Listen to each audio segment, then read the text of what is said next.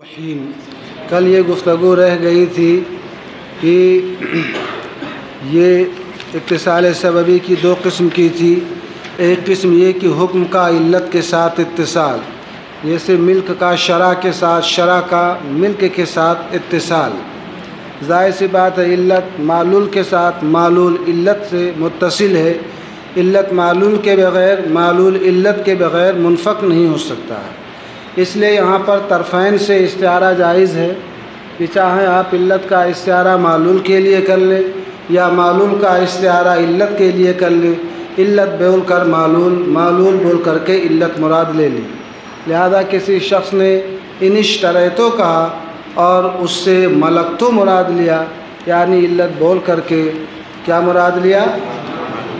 معلول مراد لیا، سبب بول کر مسبب مراد لیا، یا ان ملکتوں کہا اور ملکتوں بول کر کے ان اشتریتوں مراد لیا، تو یہ استعارہ طرفین سے کیا ہے؟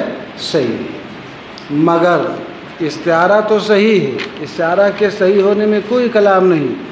فَإِنْ عَنَا بِأَحَدِهِمَا الْآخَرِ، لہذا اگر ان میں سے ایک کے ذریعے یعنی علت بول کر کے شرع بول کر کے ملک مراد لیا، ان میں سے ایک کے ذریعے دوسرا مراد لیا، سمجھ رہے ہیں؟ یعنی شرع بول کر کے ملک یا ملک بول کر کے شرع مراد لیا، تو عمل و نیتہ، تو اس کی نیت پر عمل کیا جائے گا فی الموضعین، دونوں مقام۔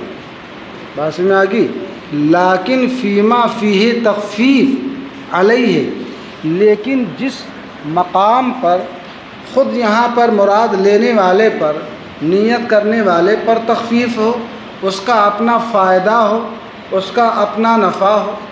مثلا شریعتوں کہہ کر کے اس نے ملکتو مراد لیا اور دو ٹکڑوں میں اس نے اس کو آزاد کیا، تو آزاد ہونے کے لیے یہ ملکتوں میں یہ ہے کہ ملکیت کے اندر سب کا نا اجتماع ضروری ہے، اور دو حصوں میں اس نے آزاد کیا، ملک کے اندر پورا جمع نہ ہوا تو آزاد نہیں نہ ہوگا۔ ایسی صورت میں آزاد نہیں ہوگا تو اس کا اپنا غلام رہے گا، اس کا اپنا فائدہ رہے گا۔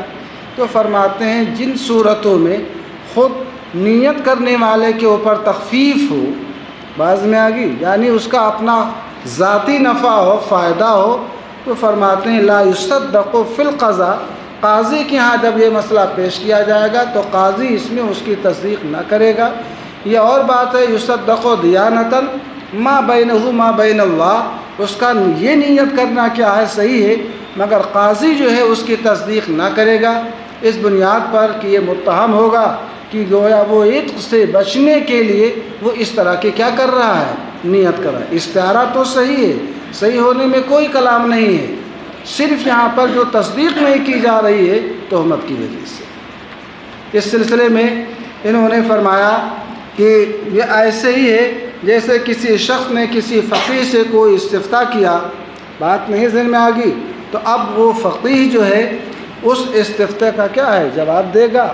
اس نے کہا ہماری نیت یہ تھی، تو کہے باقاعدہ بھائی نیت یہ تھی تو اس کا حکم شرعی ہے، حکم بتانے میں کوئی حرج نہیں ہے۔ مگر جب وہی مسئلہ جو ہے وہ کسی قاضی کے ہاں گیا اور یہ کہے گا کہ ہماری نیت یہ ہے، تو جن صورتوں کے اندر اس کا اپنا ذاتی نفع ہوگا تو ایسی صورت میں وہاں پر وہ اس کی تصدیق نہ کرے گا، بلکہ یہ کہے گا کہ اس کے اوپر تم گواہان عادل پیش کرو۔ مثال کے طور پر کسی شخص نے ایک عالم سے یہ سوال کیا لفلان علیہ 100 درہم، کہ میرے ذمہ فلاں کا 100 درہم ہے اور میں نے اس درہم کو ادا کر دیا ہے، تو کیا میں اس کے دین سے بری ہو گیا؟ تو مفتی کہے گا 100 درہم تھا، آپ نے ادا کر دیا، آپ بری ہو گئے۔ بات سمجھ آ گئی؟ مگر یہی مفتی کے بجائے کسی قاضی کے میز پر یہی مسئلہ پیش ہوا اور اس نے یہ کہا کہ میں فلاں کا 100 قرض تھا، میں نے ادا کر دیا، میں بری ہو گیا، تو کہے گا ایسے نہیں، وہ حکم نہیں دے گا ما لم یقم بینۃ علی الابقاء۔ باز میں گئی، جب تک کہ وہ ادا کے اوپر بینہ نہ پیش کر دے، گواہان عادل پیش نہ کر دے، تو اس وقت تک وہ فیصلہ نہیں نہ کرے گا۔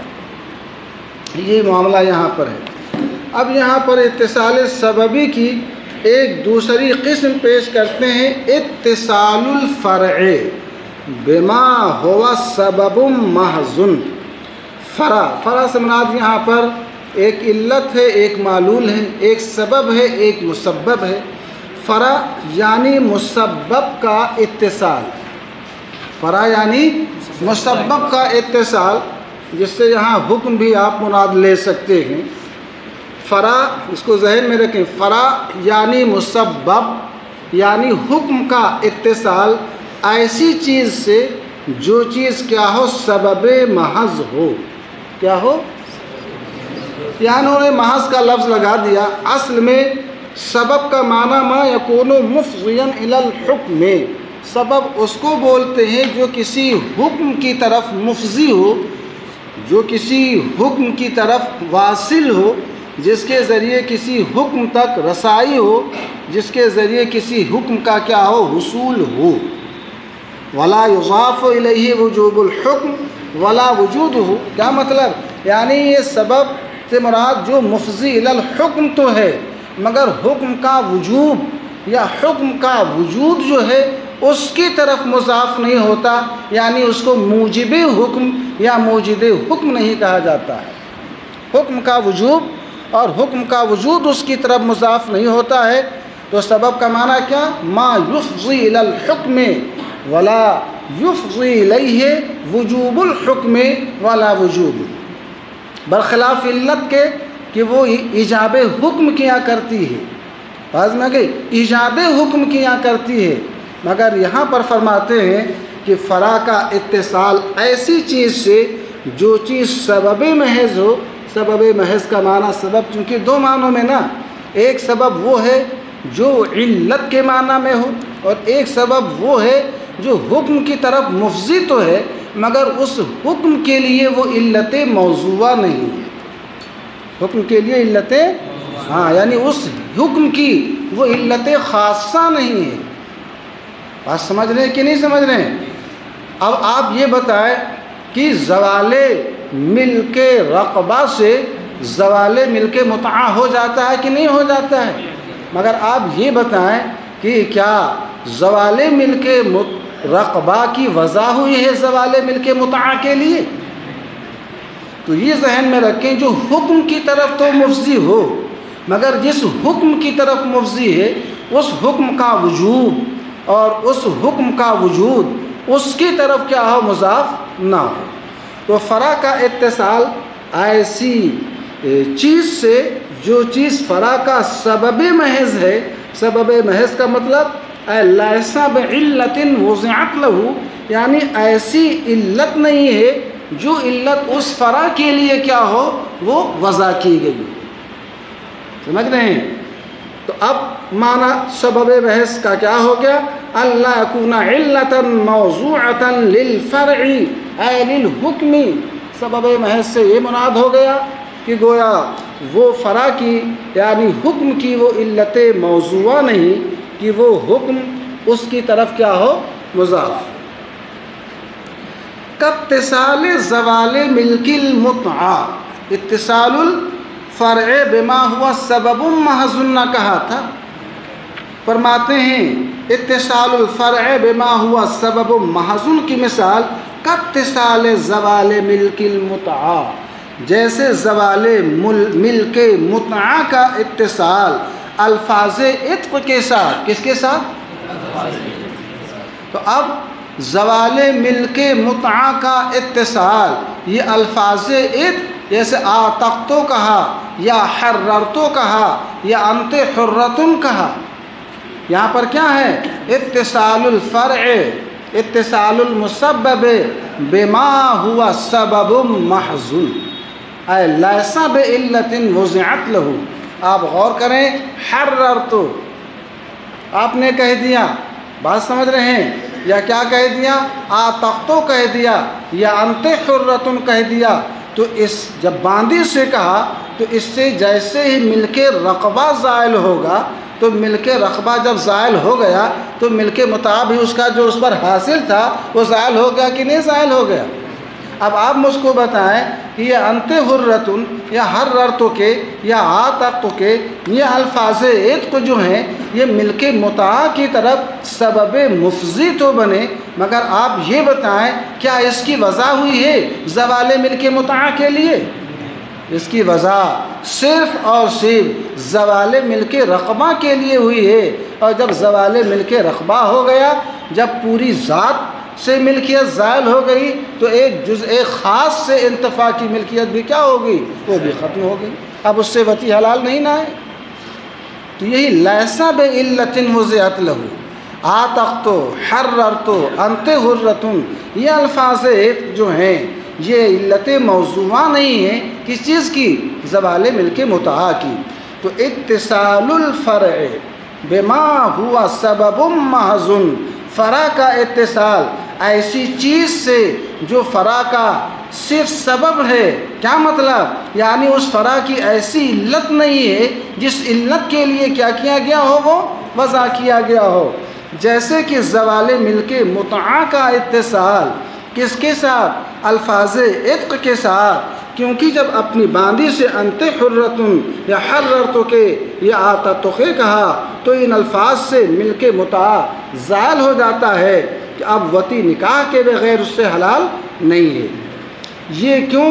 زوال ملک متعہ الفاظ عتق سے ہے طبعا لزوال ملک الرقبہ، بزمگی الفاظ عتق سے زوال ملک متعہ یہ ملک رقبہ کے زوال کی تبعیت میں ہے کہ اصالتاً الفاظ عتق سے زوال ملک رقبہ ہوتا ہے، زوال ملک عین ہوتا ہے، زوال ملک ذات ہوتا ہے، اور جب زائل ہو گیا تو اس کی تبعیت میں ایک جزء خاص سے انتفاع کی جو ملکیت تھی وہ بھی زائل ہو گئی کہ نہیں زائل ہو گئی؟ اب فرماتے ہیں طبعاً لزوال ملک رقبہ، کیونکہ اولاً ان الفاظ سے ملک رقبہ زائل ہوتا ہے، اور اس کے زوال کے واسطے سے پھر ملک متعہ کا زوال ہوتا ہے۔ تو ملک متعہ کے زوال کی علت یہاں پر آپ غور کریں گے صرف اور صرف وہ زوال ملک رقبہ ہے، لیکن یہ الفاظ حررت، آتقت، انت حرۃ، بات نہیں میں زوال ملک متعہ کی علت اصل کون ہے؟ زوال ملک رقبہ، اور حررت وغیرہ جو الفاظ عتق ہیں فرماتے ہیں یہ علت نہیں بلکہ کیا ہے؟ سبب محض ہے۔ بات سمجھ میں آگئی؟ لکونہا مفضیۃ الیہ، اس لیے کہ یہ الفاظ عتق جو ہیں یہ مفضی الی العتق ہیں۔ ولم توضع فی الشرع لہ، یہ الفاظ عتق زوال ملک متعہ کے لیے وضع نہیں کیے گئے ہیں بلکہ یہ تو زوال ملک رقبہ کے لیے نہ وضع کیے گئے ہیں۔ بات سمجھ میں آ گئی؟ اتصال الفرع بما هو سبب محض ليس بعلة وضعت له كاتصال زوال ملك المتعة بألفاظ العتق تبعا لزوال ملك الرقبة، وإنه يوجب استعارة الأصل للفرع والسبب للحكم، اور فرماتے ہیں یہ واجب، یوجبو کہا یہ یجوزو کے معنی میں ہے، یہ اصل کا استعارہ، کس کا؟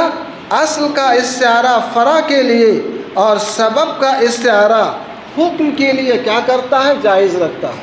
پہلے میں اور دوسرے میں فرق یہ ہے کہ وہاں طرفین سے استعارہ صحیح ہے، یہاں فرماتے ہیں کہ اصل کا استعارہ فرع کے لیے اور سبب کا استعارہ کس کے لیے؟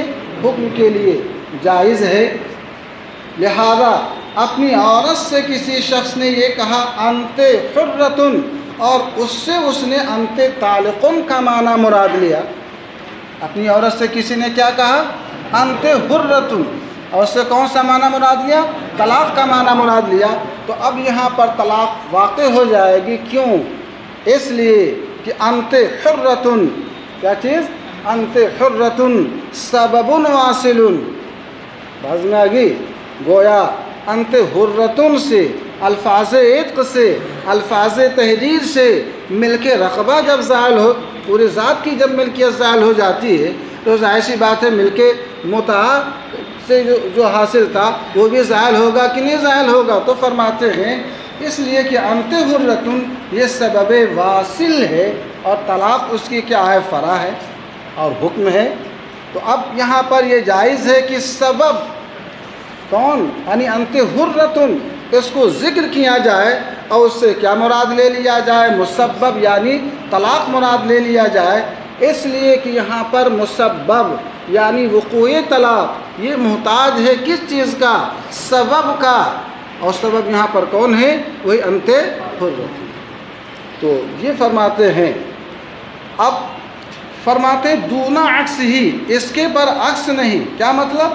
اصل کا استعارہ فرع کے لیے یعنی انت حرۃ بول کر کے انت طالق مراد لینا، اصل کا استعارہ فرع کے لیے یعنی اصل بول کر کے فرع، سبب بول کر کے حکم مراد لینا تو صحیح ہے، مگر اس کا برعکس انت طالق کہہ کر کے انت حرۃ کا معنی مراد لینا فرماتے یہ صحیح نہیں، دونا عکس ہی، اس کا برعکس یہی ہے، اصل کا استعارہ فرع کے لیے، سبب کا استعارہ حکم کے لیے تو صحیح ہے، مگر اس کے برعکس نہیں کہ فرع کا استعارہ اصل کے لیے اور حکم کا استعارہ سبب کے لیے انت طالق بول کر کے انت حرۃ کا معنی مراد میں، یہ صحیح نہیں ہے۔ لہذا اپنی باندھی سے اگر کوئی یہ کہے انت طالق اور اس سے مراد انت حرۃ لے تو وہ باندھی آزاد نہ ہوگی، اس لیے کہ مسبب ذکر کر کے سبب کا مراد لینا جو ہے جائز نہیں ہے۔ کیوں جائز نہیں ہے؟ اس کی علت فرماتے ہیں لأن اتصال الفرع بالاصل، اس لیے کہ فرع کا اتصال کس کا؟ اصل کے ساتھ، فرماتے ہیں اس لیے کہ فرع یہاں پر وہی مسبب لے لے، حکم لے لے، اس لیے کہ فرع یعنی مسبب حکم کا اتصال اصل کے ساتھ یعنی سبب کے ساتھ، کس کے ساتھ؟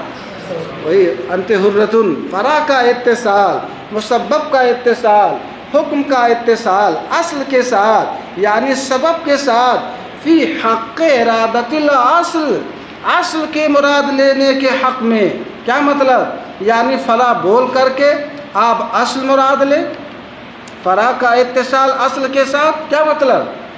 فرع کا اتصال، فرع یہاں پر انت طالق نہ ہے، سبب کون ہے؟ انت حرۃ ہے، تو فرماتے ہیں فرع کا اتصال، مسبب کا اتصال اصل یعنی سبب کے ساتھ، کس چیز میں؟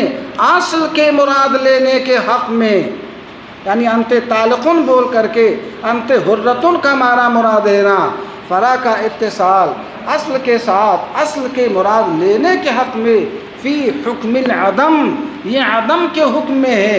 کیا مطلب؟ یعنی فرع بول کر کے آپ اصل کا معنی مراد لو، ایسا نہیں ہو سکتا ہے۔ کیوں؟ لاستغنائہ عن الفرع، اس لیے کہ سبب، کون؟ سبب وہی الفاظ عتق نہ ہیں، انت حرۃ، حررت، اعتقت، اس لیے کہ سبب فرع یعنی مسبب سے یہاں پر کیا ہے؟ بے نیاز ہے۔ کیا مطلب؟ یعنی الفاظ عتق جو ہیں، کون؟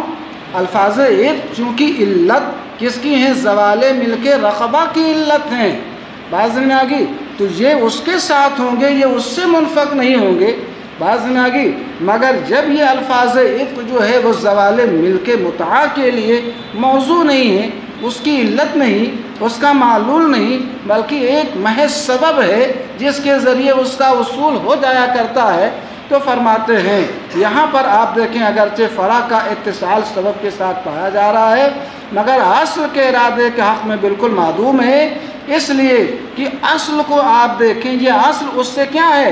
بالکل مستغنی ہے، یعنی یہ اصل اس کا محتاج نہیں ہے۔